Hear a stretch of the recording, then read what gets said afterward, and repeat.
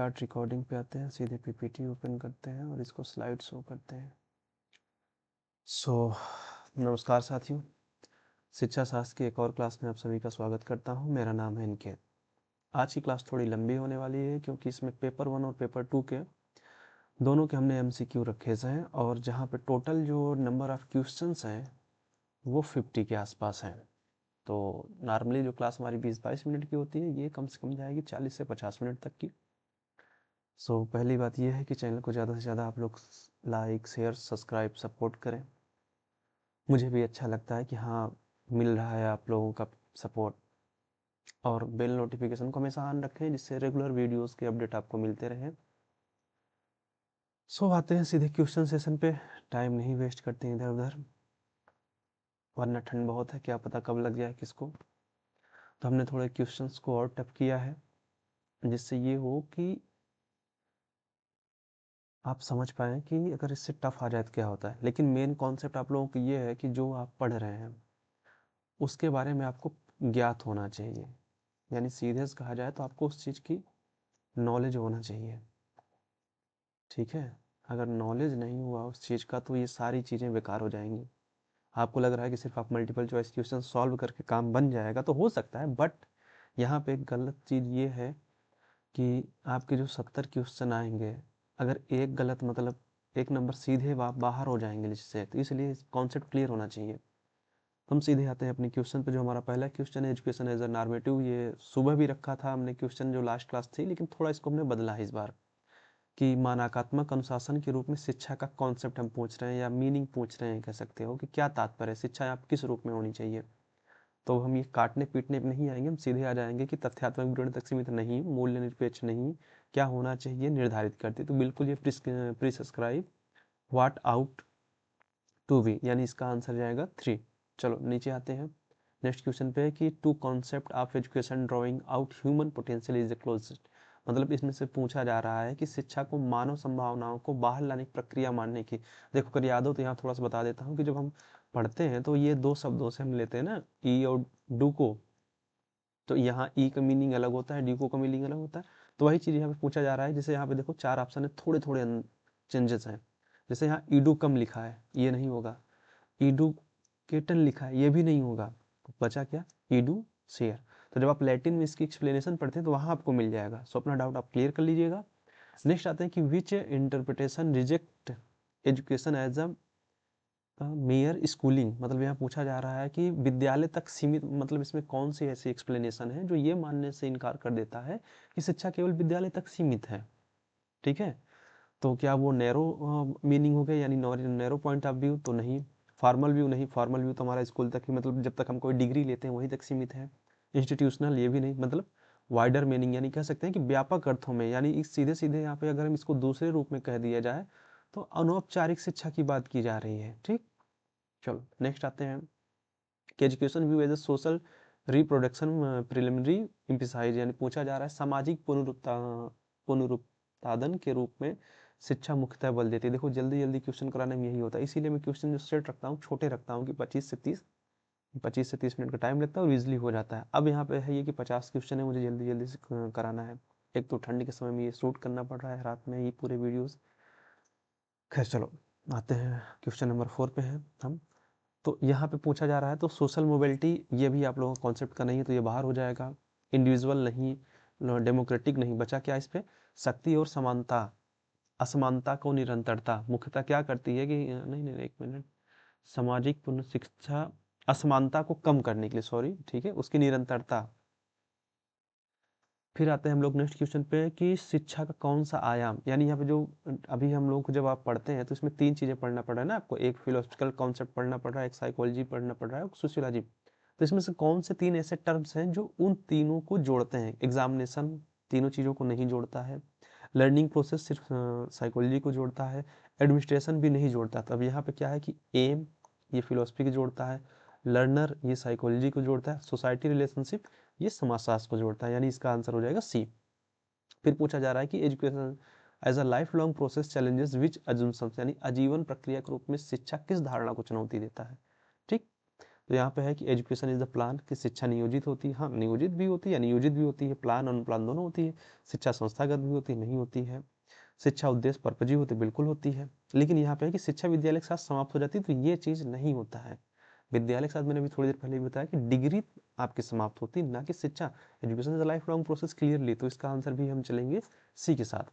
चलो नेक्स्ट आते हैं हम लोग कि कौन सा कथन शिक्षा को मूल्य युक्त सबसे अच्छी तरह दर्शाता है। यानी पूछा जा रहा है कि which statement best capture education as a value लीडेंट।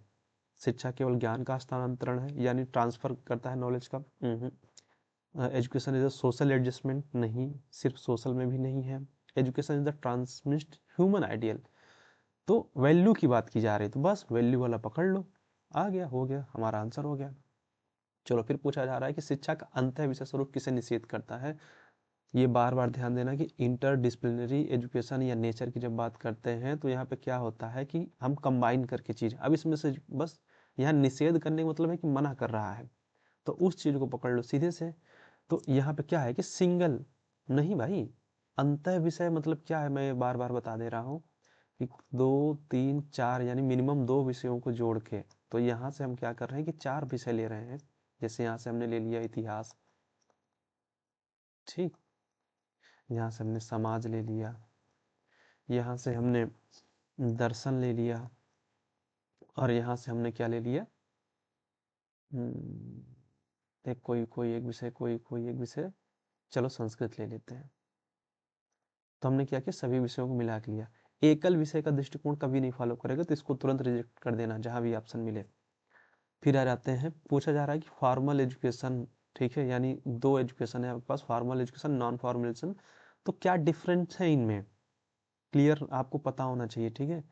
तो जो डिफरेंस है, लर्निंग दोनों में हो रही है, ठीक है, एम भी है, क्लियरली है, सोशलाइजेशन। तो फॉर्मल एजुकेशन और नॉन फॉर्मल एजुकेशन जो मेन डिफरेंट है वो structure and certificate. Formal education आपको सर्टिफिकेट दे देगा, पर जो आप अनौपचारिक शिक्षा सीखते हैं वहां पे आपको सर्टिफिकेट नहीं मिलेगा। चलो नेक्स्ट आते हैं 10th पे हम लोग कि कौन सी विशेषता अनौपचारिक शिक्षा को सर्वाधिक व्यापक बनाती है। पूछा जा रहा है कि ऐसी कौन सी कैरेक्टरिस्टिक है कि जो सबसे ज्यादा इसे वाइडर फॉर्म में ले जाती है, ठीक है। करिकुलम नहीं, सर्टिफिकेट, ये लास्ट हटा दो तुरंत, इसको भी हटाओ, इसको भी हटाओ, और इसको भी हटाओ, बचा क्या, लाइफ लॉन्ग एंड स्पोर्टिनियस नेचर। यानी कभी भी आपको जो सीखते हैं स्वतः स्फूर्त, मतलब लाइफ लॉन्ग एजुकेशन चलती, कभी भी कहीं भी किसी के साथ सीख सकते हैं। क्वेश्चन नंबर 11 पे आते हैं कि non formal education emerged mainly to address, मतलब गैर औपचारिक शिक्षा मुख्यतः किस समस्या समाधान कर रही है। मतलब जो हमारी गैर औपचारिक शिक्षा है वो किस वजह से कॉन्सेप्ट उसका आया। पहले तो हम लोग दो ही पढ़ते थे ना कि एक औपचारिक और अनौपचारिक, तो ये गैर औपचारिक किस वजह से आया। तो इसका जो आंसर था कि एग्जामिनेशन फेलियर नहीं आया, टीचर ट्रेनिंग नहीं आया, इससे भी नहीं आया, कि आउट ऑफ स्कूल पॉपुलेशन, मतलब विद्यालय से वंचित समूह, मतलब जो बच्चे रह गए, जैसे मैंने एक बार बताया था कि प्रौढ़, मैंने एक सवाल पूछा था एक बार, प्रौढ़ की एज बताया था, तो जो 15 से 35 साल के बच्चे होते हैं उनको हम प्रौढ़ कहते हैं, तो वो इनकी शिक्षा छूट गई, लेकिन उन्हें फिर भी मेन स्ट्रीम में जुड़े रहना है भविष्य में, तो उनको एजुकेशन चाहिए एनी हाउ, तो उस चीज के लिए। क्वेश्चन नंबर 12 पे है कि कौन सी स्थिति गैर औपचारिक शिक्षा को दर्शाती है। यहाँ पे पूछा जा रहा है कि which situation best reflection of non formal education. सीधी सी बात है, ठीक है। तो यूनिवर्सिटी डिग्री हटा दो, यूनिवर्सिटी हटा दो, परिवार हटा दो, विद्यालय हटा दो, एडल्ट लिटरेसी प्रोग्राम, अभी यही मैं बता रहा था थोड़ी देर पहले, बस प्रौढ़ शिक्षा कार्यक्रम या प्रौढ़ साक्षरता कार्यक्रम। चलो नेक्स्ट आते हैं 13 पे, औपचारिक शिक्षा की प्रमुख सीमा। अब देखो ये एकदम सिंपल क्वेश्चन हो गया, तो जो इसकी सबसे बड़ी प्रॉब्लम है औपचारिक शिक्षा की, क्या हो सकती है, क्या हो सकती है। मैं भूल जाता हूँ कभी कभी कि लाइव क्लास नहीं है, तो इसमें जो सबसे बड़ी कमी होती है कि लैक ऑफ फ्लेक्सिबिलिटी। स्ट्रक्चर होता है, वैल्यूज भी होते हैं, एम भी होता है, पर इसकी जो लिमिटेशन आ जाती है कि फ्लेक्सिबिलिटी नहीं होती, कि यही होता है ना कि अगर जैसे कहा कि ये विषय पढ़ना है तो यही विषय पढ़ना है जाके, वही टीचर आगे पढ़ाएंगे। चलो, informal education contribute primary to, यानी अनौपचारिक शिक्षा मुख्यतः किस चीज में योगदान देती है। तो ये देती है, सर्टिफिकेट नहीं देती। जैसे ही देखो एक चीज ध्यान देना, एक बहुत कॉमन चीज बता रहा हूँ, जो ऑप्शंस यानी विकल्प आपको सिमिलर लगे कि ये हो ही नहीं सकते, ये चीज मैं शुरू से समझाता रहा, उनको तुरंत काट देना, उनको पढ़ने की कोशिश ही मत करना। हाँ, लेकिन ये चीज़ है कि क्लियर है कि हाँ वही चीज़ है, कुछ और ना हो, तुरंत कट कर देना, बचा हुए विकल्प में तुम्हें आंसर चुनने में आसानी होगी। तो भाई हमें वो देते ही नहीं सर्टिफिकेट, एकेडमिक अचीवमेंट नहीं, मेन क्या देती है, सोशल एंड मोरल डेवलपमेंट, बस। हाँ, इसका मैं आंसर नहीं दूंगा कमेंट में, पहले ही बता दे रहा हूँ। अगर कोई यहाँ तक पूरा वीडियो देख रहा है, अभी तो हम 15वें क्वेश्चन तक ही पहुंचे हैं, इसका सीक्वेंस आपको लगा के देना है कि ए होगा, बी होगा, सी होगा या डी होगा, ये मैं नहीं बताऊंगा, ये आप लोगों के लिए है। चलो हम 16 पे आते हैं कि non formal education best describe, अगर कहा जाए कि गैर औपचारिक शिक्षा को सबसे अच्छा कहा जा सकता है किस सिचुएशन में, संस्थागत परंतु लचीली। देखो ये पूरी तरह अनप्लान नहीं होती, एग्जाम ओरिएंटेड भी होती है पर पूरी तरह नहीं, वैल्यू न्यूट्रल भी नहीं होती, लेकिन इसका सबसे अच्छा कहा जाता है क्या है कि ये इंस्टीट्यूशनल तो होती है बट इसमें काफ़ी ज़्यादा फ्लेक्सिबिलिटी होती है फॉर्मल एजुकेशन के अकॉर्डिंग। जैसे मैंने बताया था कि 2 साल का कोर्स आप यहाँ 4 साल में कर सकते हो, लेकिन फॉर्मल एजुकेशन में 2 साल का कोर्स मतलब 2 ही साल। फिर पूछा जाता है कि होम एज एजेंसी कहा जाए, शिक्षा की एजेंसी के रूप में घर का मुख्यतः योगदान क्या होता है। तो भाई कॉग्निटिव डेवलपमेंट होता है, देखो बस दो चीज़ें यहाँ से तुरंत हटा दो, ये दोनों आपके ऑप्शन से बाहर हो गए। अब बचा कॉग्निटिव डेवलपमेंट या इमोशनल, तो लेकिन सिर्फ कॉग्निटिव डेवलपमेंट नहीं होता, क्योंकि इमोशनल और मोरल दोनों होता है, तो हमारा ये ऑप्शन हो गया। फिर school differs from home mainly विकास, अब विद्यालय घर से मुख्यतः अलग है, क्यों, सामाजिकरण की वजह से नहीं, वैल्यू से नहीं, भावनात्मक नहीं, क्योंकि यहाँ पे प्लान और एक फॉर्मल लर्निंग आपकी होती है, प्लान बेस्ड। ओके, 19 पे आते हैं। अब यहाँ पे स्टेट की हम पूछ रहे हैं, जो हमारी एजेंसी है उसके बारे में, ठीक है। तो यहाँ पे क्या होता है, राज्य क्या सुनिश्चित करता है, आपका व्यक्तिगत विकास, या फैमिली वैल्यूज या इनफॉर्मल लर्निंग, बस तुरंत इन सबको बाहर करो। राज्य जो सुनिश्चित करता है कि आपके राष्ट्रीय एम और आपको समान अवसर मिले, इसीलिए इसके कई सारे एक्ट आए हैं जिसमें सभी को शिक्षा को बराबर, सॉरी, शिक्षा का हक सभी को बराबर मिले। तो आप लोगों को अगर कोई एक्ट याद है तो कमेंट करके जरूर बताना। चलो हम लोग नेक्स्ट क्वेश्चन पे आते हैं कि शिक्षा पर राज्य के अत्यधिक नियंत्रण, अगर कह दे कि एजुकेशन पर स्टेट बॉडी का ज़्यादा से ज़्यादा कंट्रोल हो जाए तो उसका क्या हो सकता है, डेमोक्राइजेशन हो सकता है, लोकतांत्रिकरण हो सकता है, लचीलापन आ सकता है, नवाचार इनोवेशन हो सकता है, या आइडियोलॉजिकल डोमिनेंस। तो यहाँ पे जब अगर देखो राज्य क्या है कि किसी न किसी पार्टी के थ्रू कोई न कोई, जैसे कांग्रेस, सपा, बसपा, कई सारी पार्टियां हैं, इन्हीं के जो चुनाव जीतेंगे उन्हीं की पार्टी रूल करेगी। तो सबकी विचारधाराएं में कुछ न कुछ डिफरेंस है, अंतर है। तो अब जब कोई पार्टी का पूरा नियंत्रण हो जाएगा तो यहाँ पे जो आएगा आइडियोलॉजिकल डोमिनेंस आएगा। चलो फिर हम लोग नेक्स्ट पे आते हैं कि ऐतिहासिक रूप से पृथक, सॉरी, विद्यालय एक पृथक एजेंसी के रूप में उभरा क्योंकि, हम हिस्टोरिकल बैकग्राउंड को इसको जोड़ के बनाए क्वेश्चन कि historically schooling as a destination agency emerge due to, किस कारण से, औद्योगिकरण और सामाजिक जटिलता से, पारिवारिक विघटन या धार्मिक अनुष्ठान या परीक्षा प्रणाली। तो इसका था इंडस्ट्रियलाइजेशन की वजह से और सोशल कम्प्लेक्सिटी की वजह से जो विद्यालय उभरे। नेक्स्ट आते हैं कि घर, विद्यालय और राज्य के पूरक संबंध का तात्पर्य क्या है। पूरक संबंध मतलब ये होता है कि रोल कोऑर्डिनेशन हो, अगर कोऑर्डिनेट होकर ये चले, जैसे अगर हम सीधे कहें रिलेशन हो, अगर होम स्कूल से अच्छे से मर्ज हो जा रहा है और स्कूल स्टेट से मर्ज हो जा रहा है, तो एक दूसरे को चीज़ों को समझते हुए जब आगे बढ़ेंगे तो चीज़ें ज़्यादा अच्छी जाएंगी। जैसे होता है ना कि रोल प्लेइंग, लेकिन किसी को डिनायल कर दें, किसी को मर्ज कर दें, या कोई संघर्ष आ जाए तो वहाँ नहीं होगा। पूरक का मतलब होता है कि हेल्प करना, कि हाँ, जैसे होता है ना कि राम और श्याम एक दूसरे के पूरक हैं। चलो नेक्स्ट पे आते हैं हम लोग। अब कहा जा रहा है कि अगर कोई विद्यालय किसी की पारिवारिक पृष्ठभूमि की उपेक्षा करे, अगर मान लो किसी के फैमिली बैकग्राउंड या होम बैकग्राउंड की हम डिनायल कर दें, उसको ना ध्यान दें, तो आउटकम पे क्या इफेक्ट आ जा सकते हैं, तो इफेक्टिव लर्निंग या एडजस्टमेंट प्रॉब्लम या सोशल इक्वालिटी या इनोवेशन। तो देखो जो सबसे ज़्यादा यहाँ पे प्रॉब्लम आएगी कि एडजस्टमेंट का प्रॉब्लम होगा। अगर कोई उस लेवल की चीज़ें नहीं ला पा रहा है, जैसे एक सोसाइटी में मेंटेनेंस हो सकती है, और आप जब उसको अवॉइड करोगे बच्चे को, तो क्या होगा, बच्चा एडजस्ट नहीं हो पाएगा, आपको एडजस्ट उसको कराना है। ओके, नेक्स्ट क्वेश्चन पे आते हैं हम लोग 24 नंबर पे पहुंच गए कि ऐतिहासिक रूप से शिक्षा में राज्य का हस्तक्षेप मुख्यतः बढ़ा। अगर हमने कहा कि अगर राज्य का हस्तक्षेप हम बढ़ा देते हैं शिक्षा पे, किस वजह से?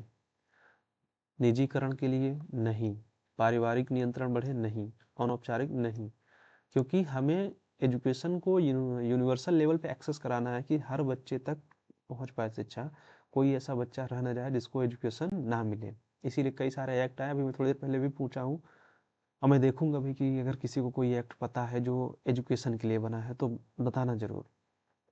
फिर आते हैं कि कौन सी एजेंसी का प्रभाव सबसे अधिक अप्रत्यक्ष लेकिन व्यापक होता है।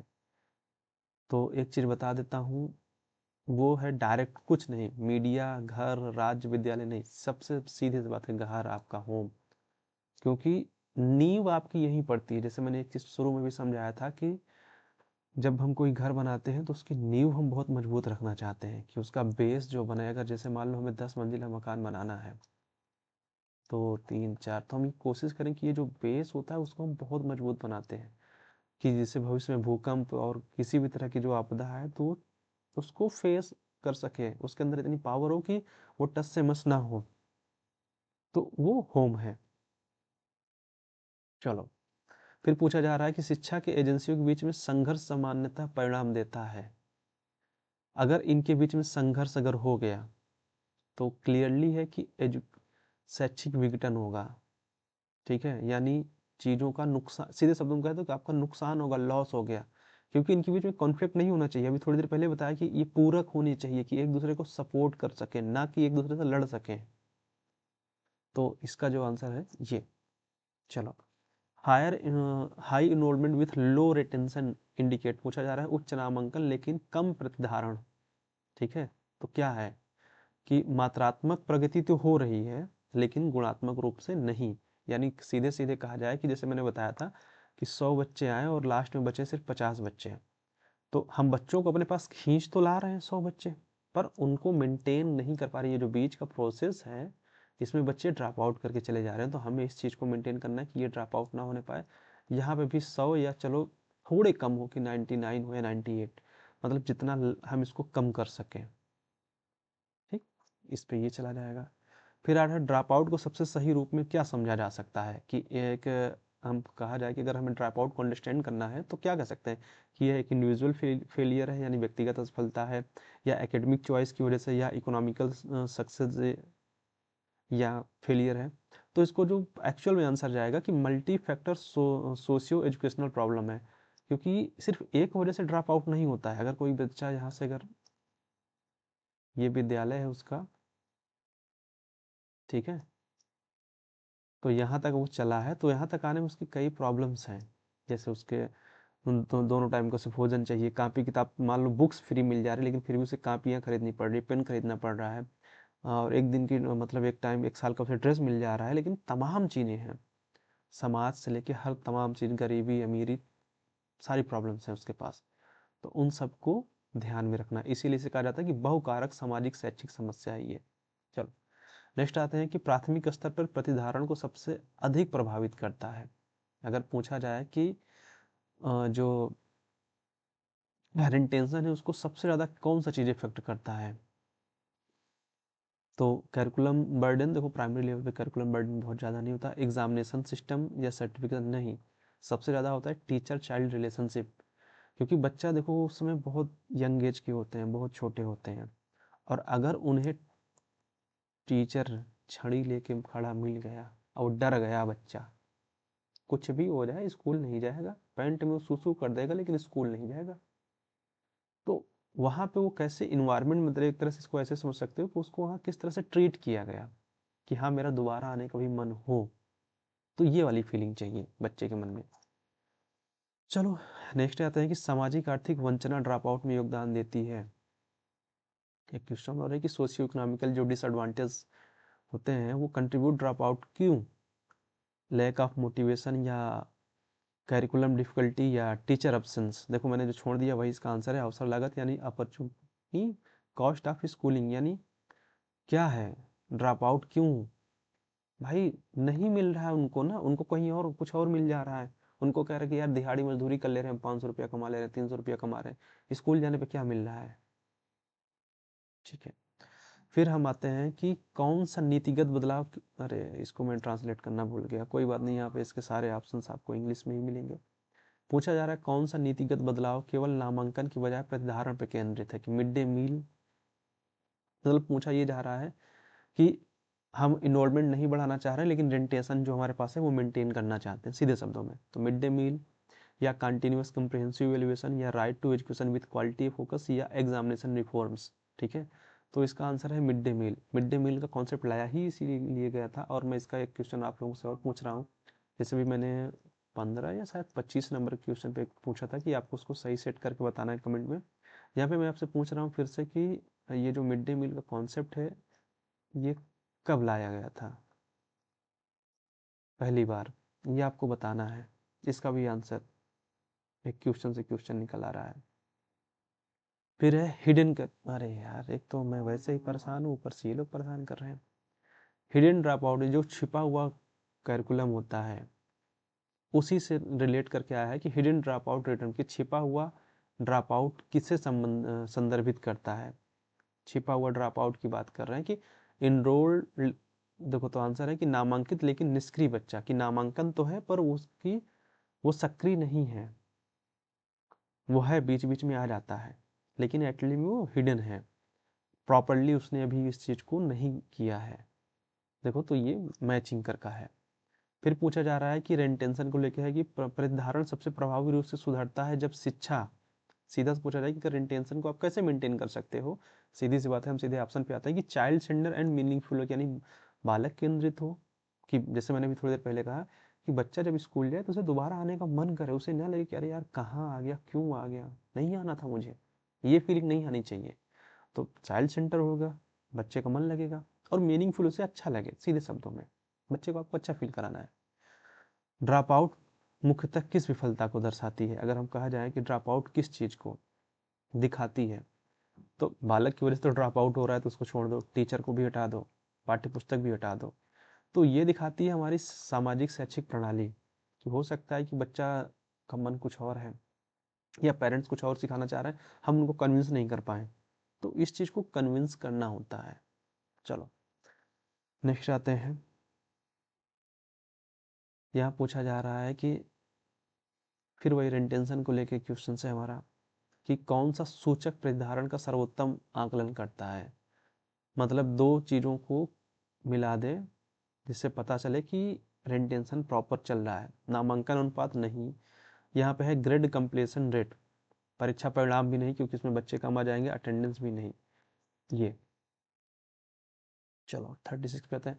ड्रॉप आउट से निकटने के लिए क्या है, तो इसके लिए क्या हो कि बहुआयामी हस्तक्षेप होना चाहिए, किसी एक पर चीज को हम फुलफिल करके ड्रॉप आउट को नहीं कम कर सकते। इसके जितने भी एस्पेक्ट हो सकते हैं कि विद्यालय से बच्चे की घर की दूरी, ठीक है, या उसकी फूड की कमी, या उसको बुक्स या मतलब जितनी डायमेंशन आप सोच सकते हैं उन सबको यहाँ पे सोच के रखिए। फिर आते हैं कि learning burden increase primary due to, क्या करता है, लर्निंग बर्डन क्या है, बढ़ता क्यों है। पाठ्यक्रम का जब हम बच्चे के ऊपर ओवरलोड कर देते हैं, जिससे मैंने बताया था जब इसका कॉन्सेप्ट पढ़ाया था कि लर्निंग बर्डन का कॉन्सेप्ट ये है कि जब बच्चे को पढ़ाई बर्डन लग जाए, या तो वो उतना ज़्यादा होमवर्क में ही उलझा रह जाए कि वो बाकी चीज़ों को ना कर पाए, और यही होमवर्क उसके लिए क्या बन जाए, एक तरीके से बोझ बन जाए। सो चलो नेक्स्ट आते हैं। मिनिमम लेवल ऑफ लर्निंग का कॉन्सेप्ट क्या है, तो देखो इसका सीधा सा कॉन्सेप्ट है, फुल फॉर्म में ही इसका कॉन्सेप्ट छुपा है कि सबके लिए एटलीस्ट एक न्यूनतम लेवल की, यानी कम से कम की जो योग्यता होती है कि हाँ एटलीस्ट तुम्हें इतना तो पता होना चाहिए। तो ये है कि न्यूनतम समान अधिगम सुनिश्चित करना। फिर आते हैं इसका कॉन्सेप्ट क्या है, जो इसका कॉन्सेप्ट आया था तो ये फाउंडेशनल कॉम्पिटेंस आया था, कि एटलीस्ट एक बेसिक लेवल का नॉलेज हो। देखो ये दोनों क्वेश्चन थोड़ा सा सेम ही है, बस वही जैसे मैंने एक दिन और भी बताया था कि कान चाहे इधर से पकड़ लें चाहे घुमा के इधर से पकड़ लें, बस बात ये वही है, बदल दिया जाता है थोड़ा सा। चलो नेक्स्ट आते हैं कि कौन सी प्रथा, पूछा जा रहा है कि विच प्रैक्टिस कंट्राडिक्ट्स है किस चीज के, मिनिमम लेवल ऑफ लर्निंग के विरोध में कौन से जा रहा है। तो rote based learn, sorry rote based learning, यानी रटंत अधिगम इस चीज के पक्ष में नहीं है। रटंत, वैसे भी रटंत लर्निंग का यूज नहीं करना चाहिए, रटंत लर्निंग बोलना मतलब रटंत प्रणाली का इस्तेमाल नहीं करना चाहिए। कंटिन्यूअस असेसमेंट करेंगे तभी पता चल पाएगा कि सारे बच्चे इस लेवल पे जा पा रहे हैं या नहीं। या लर्निंग सपोर्ट एक्टिविटीज़ करेंगे या रेमेडियल हम टीचिंग करेंगे तब होगा। लेकिन अगर हम सिर्फ रटंत बेस पे मान लेंगे तो रटना थोड़ा आसान होता है कि थोड़ी सी मेहनत करेंगे 4 दिन रट लेंगे, वो इजी हो जाता है, लेकिन बाकी नहीं। चलो, फिर पूछा जा रहा है कोर करिकुलम को मुख्यतः हम किस लिए डिज़ाइन करते हैं। तो इसका जो एक सीधा सा है कि common civics and educational foundation, यानी साझा नागरिकों की सच्ची का आधार है। तो क्योंकि इसमें मैंने बताया था कि कोर करिकुलम में कुछ चीज़ें क्लियरली होती हैं कि आपको फिक्स होती हैं कि वो आप बदलेंगे नहीं। जैसे मैंने एग्जांपल दिया था कि 10th में जब आप जाते हैं तो 5 विषय आपके फिक्स होते हैं, 6वां विषय आपका ऑप्शनल होता है। उसमें चाहे आप संस्कृत रख सकते हैं, आर्ट रख सकते हैं या CS कंप्यूटर साइंस रख सकते हैं, लेकिन 5 विषय जो बेसिक है कि फिजिक्स है, मैथ है, केमिस्ट्री है, बायो है, हिंदी, ये पढ़ना है। ठीक, चलो 42 पे आते हैं कि कोर पाठ्यक्रम चयन का कौन सा सिद्धांत मार्गदर्शित करता है। तो जो कोर पाठ्यक्रम हम लोग बनाते हैं यानी कि हमारा कोर करिकुलम होता है, तो ये क्या होता है कि सामाजिक प्रासंगिकता को ध्यान रख के यानी सोशल रिलेवेंस को ध्यान में रख के बनाया जाता है। फिर पूछा जा रहा है कि अधिगम भार सबसे प्रभावी रूप से कम होता है कब है। हम पूछ रहे हैं कि लर्निंग बर्डन को हम कह सकते हैं कि कब सबसे कम है। तो जब लर्निंग को मीनिंगफुल बनाया जाए, यानी अगर लर्निंग मीनिंगफुल हो जा रही है, बच्चे को इंटरेस्ट आ रहा है, उसे अच्छा लग रहा है, तो नो डाउट लर्निंग बर्डन सबसे कम हो जाएगा। चलो नेक्स्ट आते हैं। हाँ, मिनिमम लेवल ऑफ लर्निंग का फिर वही कॉन्सेप्ट है, यहाँ भी थोड़ा सा बदला है उसका अर्थ। पूछा जा रहा है कि मिनिमम लेवल ऑफ लर्निंग किस चीज़ को सपोर्ट करती है। तो मिनिमम लेवल ऑफ लर्निंग एक इंक्लूसिव एजुकेशन को सपोर्ट करती है। देखो, स्पेसिफिक को नहीं करती, ना तो वोकेशनल करती है, ना सेलेक्टिव को करती है, क्योंकि ये चीज़ मैं शुरू से बता चुका हूँ कि एक समान दक्षता कम से कम, जो हम कम से कम लेके चल सकते हैं, वो उसकी बात करता है, कम से कम पे। चलो, अब पूछा जा रहा है कि कोर पाठ्यक्रम ऐच्छिक पाठ्यक्रम से भिन्न क्यों होते हैं। कोर करिकुलम और ये इलेक्टिवली करिकुलम से क्यों थोड़ा डिफरेंट होते हैं। तो इसका आंसर है यूनिवर्सल कंपलसरी नेचर की वजह जो इसमें भिन्न है। ओके, सार्वभौमिक अनिवार्यता, क्योंकि ऐच्छिक पाठ्यक्रम का मतलब क्या हुआ कि आप जो अपनी मर्जी से ले सकते हैं ना, कि कोई भी विषय ले रहे हैं आप, जिसका कम्बिनेशन नहीं, लेकिन फिर भी ले लिया आपने, हिंदी के साथ इतिहास ले लिया और इतिहास के साथ आपने दर्शन ले लिया, इसका कोई कम्बिनेशन, लेकिन तीनों सब्जेक्ट आपको पसंद थे, आपने ले लिया। फिर आते हैं कि overloaded curriculum negatively effect intention by, अगर अधिभारित पाठ्यक्रम प्रतिधारण को नकारात्मक रूप से प्रभावित करता है। कैसे? अधिगम में भय और अरुचिपन। देखो, जहाँ ये चीज़ आ जाएगा, मोटिवेशन अगर हम दे रहे हैं तो जाहिर बात है बच्चे में लर्निंग होगी, कॉग्निटिव डेवलपमेंट बढ़ा रहे हैं तो भी, इंक्रीजिंग इंक्लूजन तो भी लर्निंग सुधरेगी। लेकिन अगर अधिगम में बच्चे को डर, फियर हो रहा है या इंटरेस्ट उसका नहीं है, डिसइंटरेस्ट हो रहा है, फियर आ रहा है, तो ये चीज़ें क्या होंगी कि उस चीज़ को क्या करेंगे यार, इंक्रीज करेंगे, किस चीज़ को, लर्निंग बर्डन को, ओरिएंटेशन को बढ़ाएंगे। बच्चा नहीं जाएगा, कहेगा हटो हम नहीं जाएंगे। फिर पूछा जा रहा है कि कौन सा सुधार सीधे अधिगम भार को संबंधित करता है, कि अगर इसमें से हम एक कौन चीज़ सुधार दें तो लर्निंग बर्डन कम हो जाए। तो सीधी सी बात है, करिकुलम, अगर हम करिकुलम को सही तरीके से फिक्स कर दें, जैसे कि एक कमेटी आई थी कि 1993 में यशपाल, उनका जो रिपोर्ट का टाइटल था वो आप लोग कमेंट करके बताया, मैंने बताया था, वो मैं नहीं बताऊंगा, ठीक है। तो उसमें उन्होंने इस चीज़ को कम करने की बात कही थी कि करिकुलम बच्चों को थोड़ा कम किया जाए, बच्चे के लिए करिकुलम हो, ना कि करिकुलम बच्चे के लिए, सॉरी, करिकुलम बच्चे के लिए हो, ना कि बच्चा करिकुलम के लिए हो। यानी कहने का मतलब है कि जिसको पढ़ना है उसके हिसाब से चीज़ें हो ना, कि उसे समझ में भी आनी चाहिए, नहीं कि ऐसी चीज़ें ना दे दें कि उसे समझ में नहीं आ रहा है। चलो नेक्स्ट क्वेश्चन है, 48 पे आते हैं कि मिनिमम लेवल ऑफ लर्निंग का फोकस किसे हटाकर किस पर लाया जाता है। मतलब किस चीज़ को हम, यहाँ समझो कि दो चीज़ें हैं, हमें यहाँ जाना है तो इस चीज़ को हटा के हमें यहाँ पे लाना है, तो वही पूछा जा रहा है। तो यहाँ पे जो हम लाते हैं कि जो मेमोरी का कॉन्सेप्ट है, यानी स्मरण या रटन से कर सकते हैं, हम अंडरस्टैंडिंग पे लाते हैं, यानी उस चीज़ को हम समझ सकें। जो मैंने भी बताया ना कि रूट लर्निंग आपको नहीं करना है, आपको कॉन्सेप्ट क्लियर करना है। फिर पूछा जा रहा है कोर करिकुलम का, फिर से है क्वेश्चन हमारा सीधा सा, कि कोर पाठ्यक्रम राष्ट्रीय एकता को सुदृढ़ करता है। कैसे? क्योंकि ये साझा शैक्षिक अनुभव देता है, क्योंकि जब 5 विषय आप सभी बच्चे कंपलसरी है आपको पढ़ना, तो उस विषय के अनुभव हो सकता है कि थोड़ा एक दूसरे से डिफरेंट हो, बट मेजर एक्सपीरियंस आपके एक जैसे ही होंगे। तो प्रोवाइडिंग शेयर एजुकेशनल एक्सपीरियंस, क्योंकि हम एक जैसा एक्सपीरियंस दे रहे हैं। बस आपके छठवें विषय के अलग अलग हो सकते हैं, क्योंकि आपने हो सकता है किसी ने कंप्यूटर साइंस लिया, किसी ने संस्कृत लिया, किसी ने कला लिया, कहीं कुछ और चल रहा है तो कुछ और ले सकते हैं, या कोई लैंग्वेज ले सकते हैं इसके अलावा भी। और लास्ट में है कि the combined approach minimum level of learning and core curriculum का जो एम है वो क्या है? न्यूनतम, लेकिन क्या? इसका आंसर जाएगा कि न्यूनतम समान गुणवत्ता से, ताकि मिनिमम कम से कम वाली हम के क्वालिटी एजुकेशन दे पाएँ, जिससे सभी लोग क्या हो सकें, सिक्योर हो सकें, सीख हो सकें। क्योंकि दिक्कत ये है कि अगर हम ये चीज़ को अवॉइड कर देते हैं, मिनिमम लेवल ऑफ लर्निंग को, तो बच्चे बहुत से एक बड़ा वर्ग है कि वो कभी सीख ही नहीं पाएगा। क्योंकि अगर हम इस चीज़ को इंश्योर करके नहीं चलते हैं, तो सीखना हो ही नहीं पाएगा। अगर हम सिर्फ अंधा तुक्का जांच दें, काफ़ी बार ऐसे होता है, अगर हम एक प्रॉपर असेसमेंट ना लें, बीच बीच में मिड टर्म टेस्ट वाइवास ना लें, ठीक है, असाइनमेंट ना लिखवाएं, तो हम कभी इस चीज़ को इंश्योर ही नहीं कर पाएंगे कि इसका एक्चुअल क्राइटेरिया क्या है। इसीलिए स्नातक स्तर पे अब चीज़ें बदल गई हैं आप लोगों के लिए, जहाँ तक क्वालिफाइंग है 40% पे चीज़ें आती हैं। तो ये एक तरह से आप इसको अपना मिनिमम लेवल ऑफ लर्निंग मान लीजिए, कि अगर आप इसको आते हैं तो हाँ यहाँ पे हैं। और इसीलिए शुरू से इस चीज़ की कोशिश की जाती है कि बच्चे को हम उस लेवल तक तो एटलीस्ट सिखा दें कि उसको अपना एक जो डेली रूटीन की लाइफ होती है, या एक अपना दैनिक जीवन जिसे उसे जीना है, तो वहाँ पे उसे समस्या ना आने पाए। नहीं तो भैया दुख बहुत है दिन में। हमने 50 क्वेश्चन कंप्लीट कर लिए, और अच्छा लगा रखी हमने, आंसर की लगा रखी है।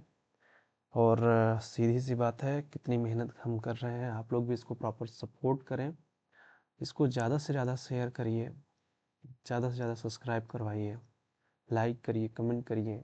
और मैं पूरी कोशिश में लगा हूँ कि मैं और सब्जेक्ट भी शुरू कर पाऊँ, पर समस्या बस यही आ जाती है कि जैसे अगर चूँकि मुझे ये करना है, मैंने काफ़ी लंबे समय तक इसे बंद रखा था, मेरी गलती, मैंने फिर से शुरू किया, इसलिए जैसे समय मिलता है मैं प्रॉपर कोशिश करता हूँ कि कोई दिन मिस ना होने पाए, आपको कोई ना कोई टॉपिक से जुड़ा वीडियो मिल जाए।